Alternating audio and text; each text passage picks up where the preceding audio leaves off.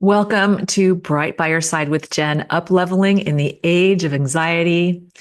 And my name is Jen Dyer. I'm your host. Today we're talking about people with HSP. Highly sensitive person is HSP. This is a thing. People are being labeled with this. They're saying it's a biological trait according to Dr. Elaine Aron's research.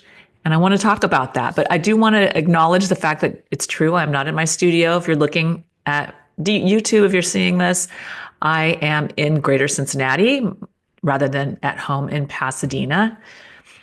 And I just needed to get this out to you guys. It's time. I also have ended my contract with Transformation Talk Radio. So this is my first episode and I'm on my own. And I'm really, really grateful that you're here with me. So please be sure to subscribe if you are watching this on YouTube or on Spotify. Please be sure to subscribe and follow. So anxiety, there are so many causes that point to anxiety, not just our chaotic world, the climate, the environment, political environment, all of the suffering that's going on with wars, school shootings, but also our health. And when I was getting my degree in psychology, we learned that your neurochemicals in your brain that were responsible for happiness, your serotonin, oxytocin, and dopamine, we thought they were made in the brain back then. And they're made in your intestines. Science has proven that ultra processed foods hurt your intestines. They hurt your gut microbiota. And so your factory is not working. So that's contributing it too. And also, I think we're also realizing that the way we've been living our lives, this idea of choosing a career and going to school for it and staying with it and asking young people to make these decisions and tell them they should choose some that make money and tell them to chase the money and then buy a house and then have to work and pay for the house and that's your future. And they're watching their parents and they're realizing they don't want to do this. And so we're getting a lot of pushback from our young people on following this path. And a lot of them aren't launching and a lot of them have anxiety over this whole thing. So that is the genesis of this podcast, that there's so many different ways to approach this. But this HSP is a relatively new label, highly sensitive people. Now, I'm reading through the kind of the defining, the questions, symptoms, and God, they resonated with me, and it kind of makes sense. I really enjoy being alone, and I can't tell you what the thought of going to a party. My immediate feeling is ugh, but.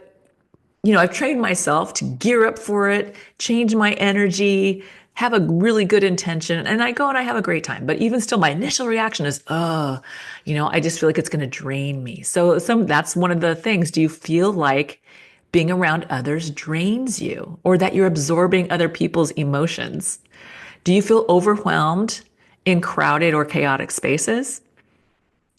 Are you deeply moved by music or art? Are you really, really sensitive about nature, like keeping our planet safe and fixing our planet and ending pollution on our planet and saving the planet? Or nature is like animals. Do you really have this deep sensitivity towards protecting our animals and protecting our trees, our nature? Do you need a lot of alone time? That's me, alone time, to recharge after being at a party. And I'll tell you, it was really bad after the pandemic for me. We would, when we were finally allowed to, go out and see people, I could only do like one a week. But before I used to like Friday, Saturday, and Sunday see people and oh my gosh, it would just took everything out of me. And I just wanted to be alone for the rest of the weekend. So yeah, I resonate with this. And here's the thing. All of these traits, you're an empath and you just don't know how to manage your energy and nobody's teaching you this. So that's one of the things because also I am an empath and I've had to learn, Like I cry at, I cry at everything. My family laughs at me. I cry at commercials. I cry when I see a dog that might get hurt. I have to leave, or in pain, a dog locked outside, or dog. I mean, it really animals. I feel like I feel what they're feeling. And it really makes it difficult for me. In Los Angeles, everyone brings their dogs to the mall. They dress them in Christmas sweaters and bring them inside the mall where it's like 70 degrees. And these poor dogs are just anxious as heck because of the crowds. And then they're hot as hell because of their sweater. And it's just, yeah, they're cute, but it's not fair. And I mean, that actually gets to the point where I have to leave because I see too many of them and I can't take it. And that did not used to happen to me. So, but I have been growing my abilities, my intuition, and things like that. So I think everything's getting more extreme as far as what I'm feeling, and I've had to learn how to move into the compassionate observer. You move out of empathy and you go into the observer, and you can be compassionate from there. And the word is switching to compassion. And this is such a change from what we've taught people, like, oh, you need to have empathy. Having sympathy pities them. Empathy is what you need. And actually, the truth is that real, true empathy, you take on their energy. You entangle your energy with theirs. And so there are tools you can use to place boundaries around your energy. And there are tools you can use where you can identify, wait, these feelings, are they even mine? All of a sudden I'm really getting cranky. And is it really me? Or is it because that person over there is like really toxic and I'm kind of picking up on some of that? And I'm going to try not to do that. How to back out. You need to learn how to back out and just kind of observe. Especially, family gatherings can be really, especially if you have differing political views, or if somebody you just always have like the Debbie Downer there that's just draining you. Learning how to kind of just back out and see people for their souls, their true beings, and kind of back out of the things that, whatever it is that's influenced them to say whatever they're saying, that's really, really, because hurt people, right? So what is it that's making them act like this? And you can move out and have this compassion for the most horrible people because something did that to them. And if it's family, you probably know what happened. So I want to talk about how we can help these kids. Let's not medicate them. Let's not shame them for having these feelings. Another one that totally resonates. Do you get overwhelmed, or do you have a very difficult time with sad or violent movies? Horror movies? Do they haunt you? Do other people's stories like haunt you? I have my husband and I, I'm haunted by these movies that he knows we can't watch these movies because even just one scene in a movie makes it where I can't sleep for days. And I know they're actors and I keep telling myself they're just actors, but just like that, they were so good and I just felt it. And it's okay. And we need to give them that grace because they are incredibly empathetic. The other thing with our young people with anxiety and our young people now, these HSPs, anxiety you have anxiety because you're incredibly smart. You are able to think about all of the negative outcomes that can happen because of this one moment, all of these negative outcomes all at the same time. I mean, think about that brain power. You're basically looking at all of these different life moments all at the same time, and they're vivid to you, and you can feel them. That's really powerful. And you need to own that power and realize, well, if I can do that, that same brain power can create all the different solutions. Why not? And then you can own that knowledge that you just know you can, and then stop ruminating. Because whatever happens next, you can come up with a million solutions, just like you can come up with a million negative outcomes. But that takes training because you have to catch yourself in that spiral. So the key is to understand what you're feeling and learn how to back out and ask yourself, what am I feeling? Where in my body am I feeling it? Is it even my feeling? Is it true? How is it affecting me? And just realize you're okay. I'm okay. The other thing is that we do have intuition. And some of these feelings might be intuition. And that's another reason why you need to tune into your body. Notice where in your body you feel things and start to understand the language of your body because that's how your intuition speaks to you. So in my last episode, I talked about how I had a moment at World Market and I thought I was having an anxiety attack real quick. And it turned out I knew it didn't make sense because I have this sign, the inside of my legs light up. Like they're hot chills on the inside of my legs. It only happens on occasion over certain thoughts cause it. And you're just like, whoa. And it's clearly, I was able to realize it's clearly a message. And so that happened to me. Usually it would happen at night if I have insomnia and I'm trying to get back to sleep. I'll have a thought or something, probably from a scary movie or something like that. And I'll have that feeling. So, or a life choice. Honestly, it was life choices that were doing it to me. But when you have it during the day, and I had it at World Market, and I could have assigned it to, oh no, I can't Christmas shop. I get anxiety. Too many people. I have a Christmas anxiety, whatever. I can't shop anymore. But I took the moment to focus on my heart, deep breathe, calm down, because my heart was racing, and ask, why am I feeling this? And, the answer I kept getting, ask Michael, my husband.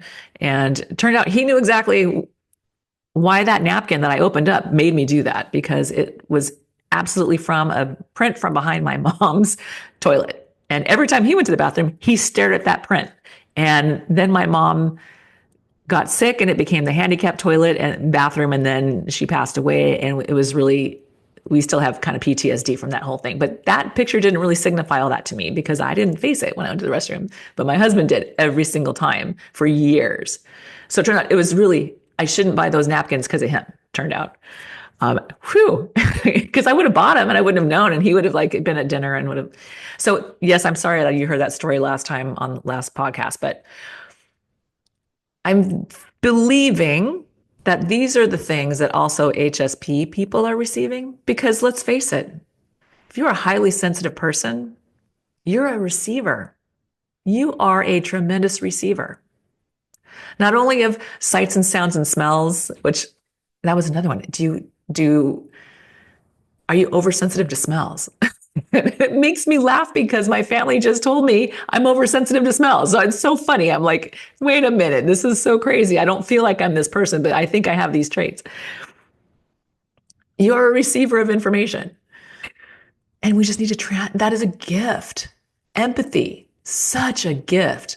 And do we need this more on this planet? Oh my gosh. There's never a better time for us to come out with an army of empaths than right now.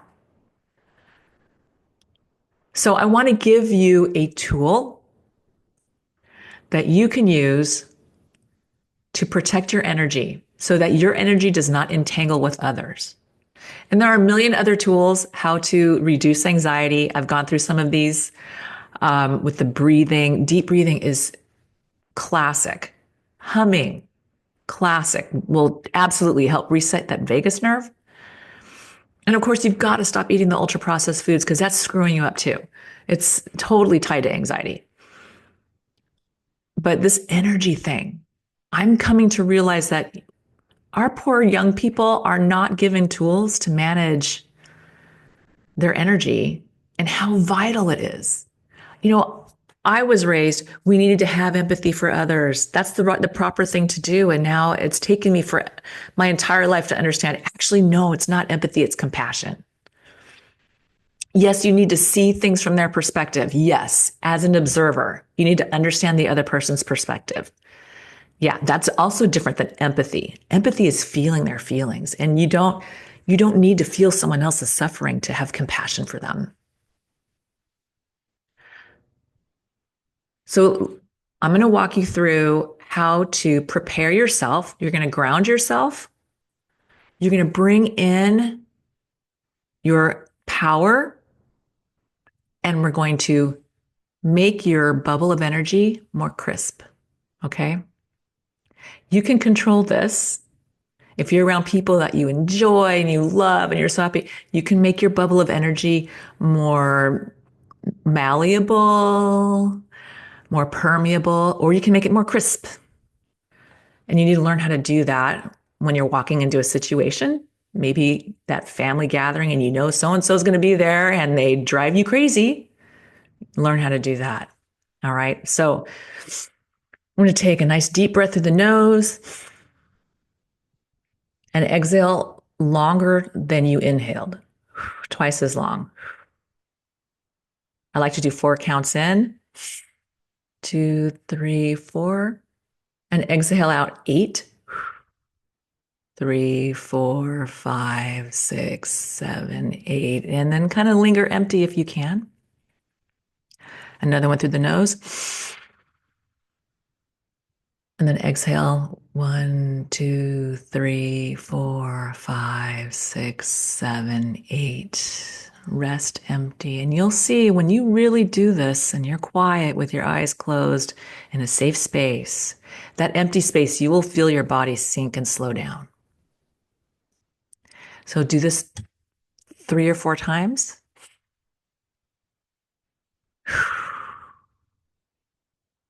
That's right. Again,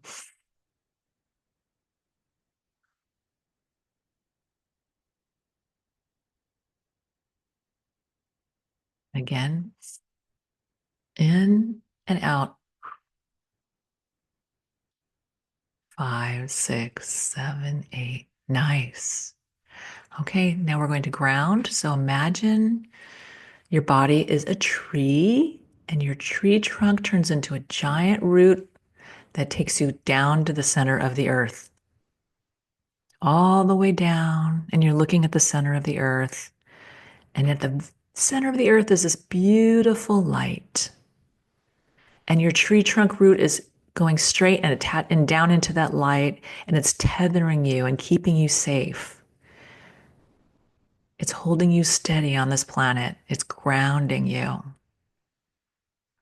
Now imagine that light starts to creep up your tree trunk root, creeping up, and now it's at your feet. Imagine it at your feet, and that light's coming through your feet. You might feel tingles, and it starts to creep up the front of your legs and your calves, and it starts to round the knees. You feel it rounding the knees. And it creeps up your thighs to the base of your spine, where it fills up the base of your spine with this beautiful light. And then it turns around and loops back down the front of your thighs, around your knees, past your legs, through your feet. You might be able to feel those tingles and back down to the center of the earth. It makes this beautiful loop of light, tethering you to the center of the earth and bringing you the earth energy. Now imagine there's a dial, and you can turn that dial and it makes your light even brighter. Turn it up 50% higher than now. That's it. Now imagine that light even brighter. It's keeping you even more safe. Turn it up 100%. That's it. Nice and bright. Now imagine another light from above coming down the top of your head, You can feel the tingling. It's a nice, warm, beautiful light. And it's coming down through the top of your head, down past your forehead, past your eyes, past your lips. Your whole head is filled with this beautiful light. It's coming down your throat, down to your shoulders, down your arms and around your elbows, out your hands. You might feel tingling in your hands as it's coming out your hands. It's also continuing down the back of your spine, and it meets at the bottom of your spine, it meets your earth light, and then it turns around and it comes back up, up past your belly button, through your rib cage to your heart, and it's warming it and lighting up your heart, up through your throat, and back up through the top of past your forehead and through the top of your head. And as it goes out the top of your head, it showers down around you. And it showers down around your beautiful bubble of light. So you have a beautiful bubble of light. Imagine it 3 feet in front of you, 3 feet to each side, and 3 feet behind you. This is your bubble of light, and you can make it any color you want. It's your light. Now, the outside of the light has a little coating to it, and you can make it a little harder or a little softer. So you can make it more crisp if you're going to see people today, just to protect you. And then if you are having a great time, make it softer. And just know that when you're in this beautiful light, other people can feel this light. So I want you to take a moment and think of somebody you love deeply, unconditionally, and someone who loves you unconditionally. Anybody, it can be somebody living or passed away. It can be a spiritual leader for you. It can be a family pet, somebody who loves you, who you love unconditionally, who loves you unconditionally, and makes you feel amazing when you're with them. See that face and feel that feeling and give that feeling a light color and make that light your bubble, make it that color, full of love and gratitude for this amazing person in your life. Fill it with love and gratitude. Other people will sense that. This is your bubble. And this is what you protect. And you can control it. You can control what comes in and out of your bubble. You can even make it really big or really, really small. It's yours, your energy field. You control it. And by imagining it and picturing it, you are controlling it. It's that easy. Okay, I'm going to count to 5 and we're going to come out of this. And as with every number that I count, you're going to feel better than ever, better than before. 1, 2, smile. You're going to feel better than ever. 3, keep smiling. 4, keep smiling. You're going to feel better than before. And 5, open your eyes. Take a nice deep breath. Doesn't it feel good to have some control over your energy? And I will tell you a secret, that grounding exercise, that came from my teacher, Jeffrey Allen, and he's an amazing energy healer and teacher.